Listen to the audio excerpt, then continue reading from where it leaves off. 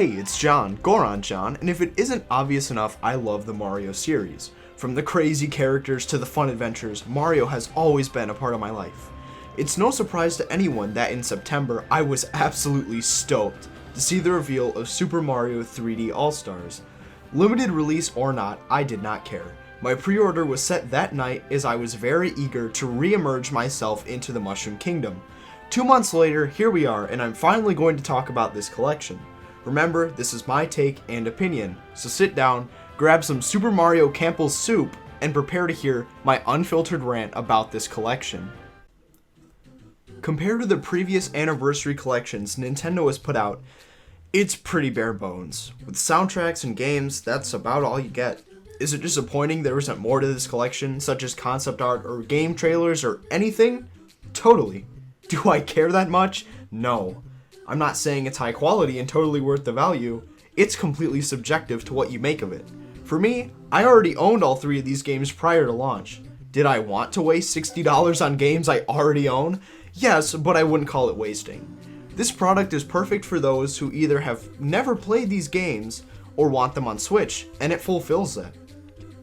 Okay, so now we get to the difficult and controversial part of this video.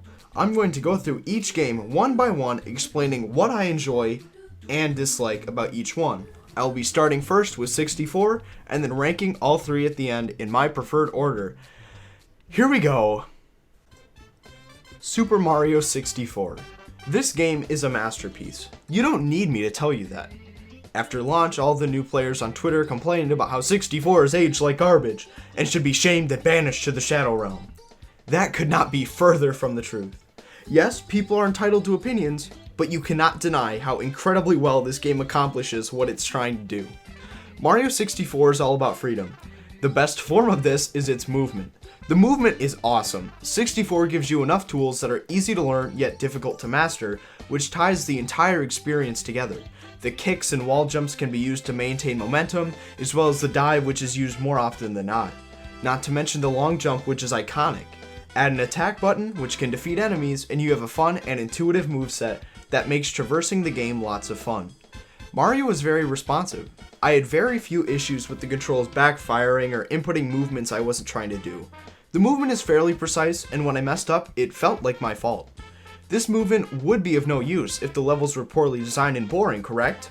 Well, my friends, Super Mario 64 has incredible level design for the first try at a 3D Mario adventure.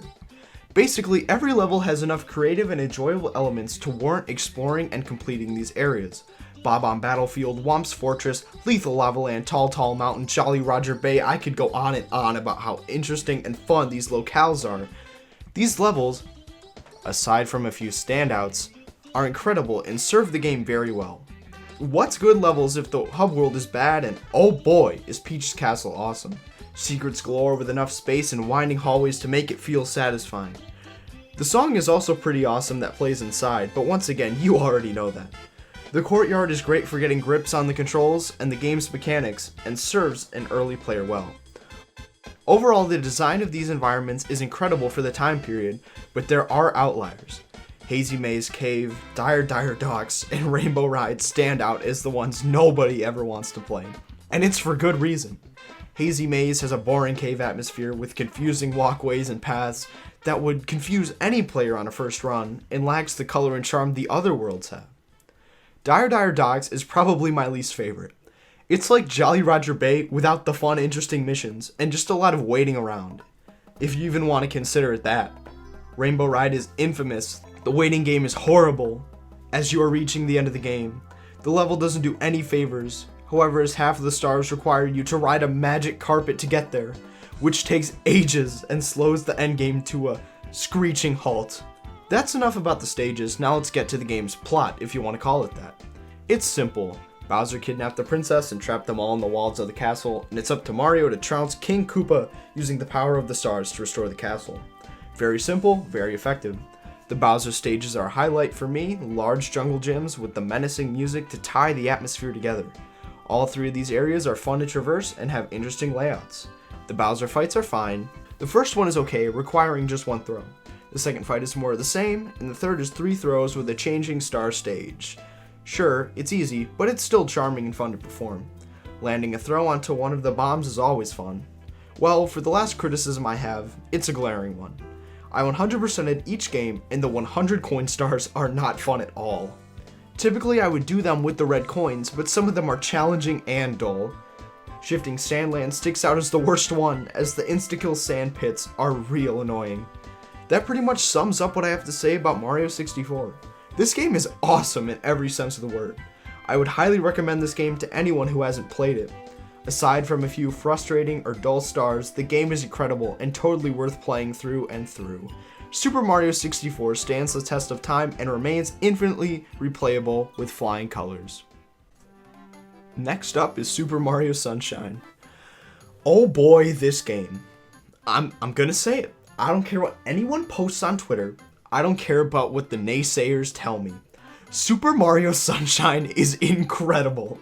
I absolutely adore Super Mario Sunshine. I could go on for hours about why I love this game so much, and that's why you clicked on this video anyway. Let's start with the movement, and oh my goodness, is it the best Mario has ever felt. Sure, Odyssey improved a lot, but this video isn't about Odyssey. Sunshine has the snappiest, quickest, most fun, most precise Mario of any game, and it is awesome. Basically, everything from 64 returns without the long jump, plus even more. The dive is better, the spin jump is crazy, even just running feels insane. We can't talk about the movement in Sunshine without mentioning the gimmick of the game FLUDD. People either love FLUDD or want it to burn, and I love it. This water jetpack allows hovering, rocket boost, super speed, spraying, sliding, everything you can think of, it does it. The platforming is awesome because with a correction tool like FLUDD, every jump is fun. FLUDD takes the movement from 0 to 100 real fast, spraying water, sliding on the water, jump rocket into dive, spray, spinning a group of enemies, so many options, and so fun to mess around with. Delfino Plaza is the perfect hub world for this. Delfino is huge, with plenty of space to try crazy jumps and tricks across rooftops and streets and marketplaces and water and boats and everything you could think of. It is by far the best Mario hub world ever. The story of Sunshine is a large reason I enjoy it. Yes, Bowser takes the princess, but there's some depth added to it. You arrive on an island. A Mario lookalike causes Mario to be arrested. The goopy fake Mario has vandalized the island, and it's up to you to clean the island and figure out who framed you. Turns out it's Bowser Jr., and he takes the princess for you to get her back at Corona Mountain. Mario stories from the main series are never deep, but I love that extra detail and plot that makes it unique. Also, cutscenes with voice acting. It's so off-putting and weird that it's charming for me, at the very least. The core gameplay is Mario running around the island gathering shine sprites to restore the island to before it got gooped by collecting shine sprites. The levels are impeccable, with everyone being fun with an awesome atmosphere. Every single level carries the theme of a vacation island with flying colors and fitting music. Not to mention the worlds are visible from each other, adding depth that otherwise wouldn't exist. It truly feels like a vacation resort. I'm gonna go level by level as they're all too good to overlook. Bianco Hills, where it all starts. This level is glaring with charm and has many areas to explore. You have the Windmill Village, the upper hills, the woodsy section, the lake, the windmill, the tightropes, and all of it contribute to a fun level with interesting and unique challenges. This level introduces the sections where FLUDD is removed and you are left with your determination and platforming skills to reach the shine. These areas are always a blast with great music track to contribute. Can't forget the PD Piranha fights to tie it all together. Next is Rico Harbor, and this level contains the town area and cranes and the construction beams to play around on. Can't forget the blooper surfing. This level is a fun one with gooper blooper battles. Not much else to say. Gelato Beach is one of my personal favorites. The large area, the massive trees, the legendary Stanbird, and the Watermelon Festival all make it awesome and memorable. In this level, we meet Piantissimo, who serves as a Koopa the Quick-esque character in a Wiggler battle. A ton of fun to be had in this one. Peanut Park is an awesome theme park level that takes advantage of many rides and areas of the park to insert shines. Great level, except the balloon shine just sucks, take my word for it. Serena Beach has a large hotel overrun by King Boo, a casino, and of course a giant goopy manta ray to greet you. Great atmosphere, if not the best in the game. Noki Bay takes you to the colony of the Nokis, a large waterfall poisoned by a fish with declining dental health. This one is very fun to traverse and climb to the top. A rematch with Blooper completes the package. Pianta Village is where the Piantas dwell, and this one has some memorable missions. Piantissimo is there, the Goopy Inferno that takes over the village and you have to maneuver your way there. The Chucksters, so much good stuff here. Now that I've gushed about basically everything this game has to offer, because it's just the best, I'm going to touch on some criticisms I commonly see. The first big one is the blue coins. Well, guess what? I like the blue coins. They feel like an extension of what 64 tried to do with the 100 coin stars, requiring you to explore every square inch of every area, and I love every second of it. People complain there's too many, and there is no tracker. I feel there's enough to warrant deep exploration, and there's a counter per level on the results screen, so you can always see how many you're missing. Maybe I'm weird, but the satisfaction of turning in all 240 blue coins for shines is totally worth it. Another big complaint is the frequent use of random goals and tasks. Like the Sandbird, the Pachinko Machine, the Lily Pad level, the Chucksters, people view these as boring and filler. Sure, they were rushed to release the game, but the variety is completely welcome to me, and I have no issue with it. They're fun to me, and that's what matters. People say the inclusion of Yoshi is weird and boring. I hard disagree. The missions with him are sometimes frustrating due to him disappearing in water, but the change in the music with the bongos is totally worth it. And last but not least, the most infamous part, the jank. Is this game unpolished as heck? Totally. Is it part of the charm? Heck yes. The completely unfair and dumb levels are never frustrating to me. The levels, the physics, it doesn't matter. I find it all funny, and in my last playthrough, the glitches that happen have never hindered the experience. My least favorite thing about the game is Corona Mountain. The boat makes no sense and never will, and the final boss is underwhelming and too easy. But to me that doesn't matter, because the rest of Sunshine is so immaculate I don't even care. I love this game to pieces, and aside from a few dull shines in the boat, Mario Sunshine is a great game I will always come back to. Super Mario Galaxy. If you think my taste is garbage now, then you're not ready for this. I'm about to throw all my credibility out the window. To preface this, I want to say I played all these games in my childhood, so my bias is minimal.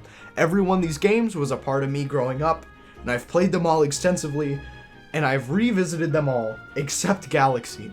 It's been a while since I played the Galaxy games, so going back I was excited. Oh, well, I'm deeply afraid to tell you, I don't think Galaxy holds up.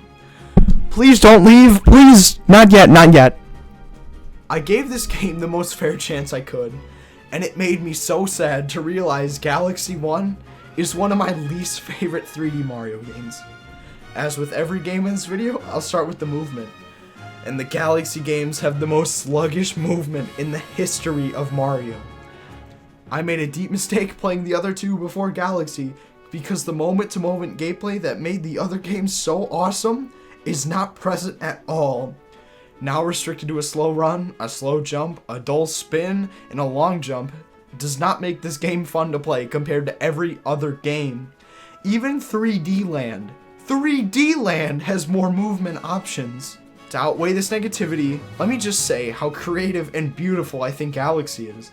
The music is incredible, objectively some of the best in the franchise. Cutscenes are cinematic and beautifully animated, making a seemingly deep weight to the beginning and ending moments. Galaxy is very stylized and wonderfully charming and insanely creative. The ideas are crazy and wacky in the best way possible, but fall flat when trying to reach their full potential. Galaxy has Bowser kidnapping Peach, big surprise, and plotting to take over the universe. Mario is blasted into space and met by Rosalina and a baby Luma to fuel the observatory using power stars to reach Bowser's reactor. And let me tell you, the hub world in which you traverse the game is sadly boring compared to the wondrous locales of the previous games. The Comet Observatory had absolutely nothing to do in it aside from feed hungry Lumas and looking at level maps in different domes. Compared to the other games before it, this hub is very disappointing. My biggest gripe with Galaxy that left me extremely sad after my glorious childhood days of playing. The power stars in Galaxy are mostly boring to collect. I know, crazy accusation, but the levels are so creative and interesting. How could the stars be so dull? To start, I want to mention the different galaxies. Most follow stereotypes that are established in World 1. You have the bee one, the water one, the gimmick level, the battle tower, the scary one. Every world follows these ideas and repeats them until the credits. To me, these themes get so boring that by the 100% mark it hurts. Every level starts with you landing on a galaxy and you're off to do whatever linear task it asks of you. Every galaxy starts you in the same exact place and has you replaying sections for individual stars. I don't understand how no one has an issue with this. With galaxies like Battle Rock starting you in the same place at least 3 times, it's sad and grows boring and very tedious. The power-ups are even worse. The power-ups in Galaxy are all timed and all gimmicky. See, Flood was a gimmick, but a permanent one, so you got used to it and learned from it. Galaxy's powers consist of a 20-second segment of you either clearing the way with fire, walking over water with ice, or flying 1 time. It is sad how pointless and filler these segments feel and contribute to the boring gameplay. Let me state again, I wanted to love this game like everyone else does, but I just can't. The linearity isn't fully accepted, so the game feels confused as to what it's trying to be. Galaxy 2 is far better at understanding this moment-to-moment gameplay and fixes the linearity of the Galaxy games to its fullest potential. Even 3D World has fun doses of gameplay to keep you hooked. Galaxy does not, and it hurts. The bosses in Galaxy are really good. They aren't hard, but are creative and interesting. Overall, the planetoid-based gameplay is totally fine, but coming from the last games feels boring and slow. It doesn't help there are no camera controls, at least very limited ones, and it presents one of the worst cameras in the series. Messing around with the gravity can be amusing, but sometimes the gravity malfunctions. It's these little problems that make an average star feel pretty stale, let alone collecting 120 of them. The final Bowser fight and ending are awesome. One of the best final Bowsers in the series. Also, just for those who are curious, the motion controls don't bother me. They work much better on the Switch than the Wii, and that's welcome. But here's the real kicker. I tried to love Galaxy, and when it was said and done, and had 120 stars and beat Bowser, I was totally done. Until I wasn't. Then Luigi happened. Luigi Galaxy is the worst 100% process I have ever experienced. It is the exact same game all over again. There is zero incentive, and it hurts to just play the game, but again. Yeah, you get the final level, but it's just the beginning area with purple coins. The reward is not there like the satisfaction from doing everything in the other games. Galaxy also suffers from what I call the Twilight Princess syndrome, which I might discuss in an upcoming video. Regardless, I tried my hardest to love Galaxy like I did when I was younger. But I just can't. The fun and powerful ideas that are held captive by boring gameplay and confused goals make Galaxy painful for me. Okay, so here we are. If any of you are still watching after my Galaxy slander, thank you so much. Now it's the ranking time. You probably already know the order, but here goes. Number 3, Super Mario Galaxy. Slow gameplay with great atmosphere, overall sluggish and boring experience. Totally hurts. Number 1 and 2 are interchangeable, but as of right now, I'm putting Mario 64 at number 2. It's iconic, absolutely fun and free, with great environments and great movement. But in 1, I have to put Mario Sunshine. A total shocker to a lot of people, but I love everything about this game. The movement, the levels, the music, the everything is just perfect to me. So those are my thoughts about the 3 games included on the Super Mario 3D All-Stars collection. Let me know how you guys feel about these games in the comments below, and try not to be too harsh about my Galaxy opinion. I like to celebrate Mario rather than slander him, so make sure to tell me what games are your favorite in the comments. I'm thinking about doing some Zelda content in a format like this, and if you would like to see that, please either like the video or leave a comment. Make sure to subscribe as more videos are coming very soon, and I have some cool things planned for 100 subs. Thanks guys, this is GoronJon signing out.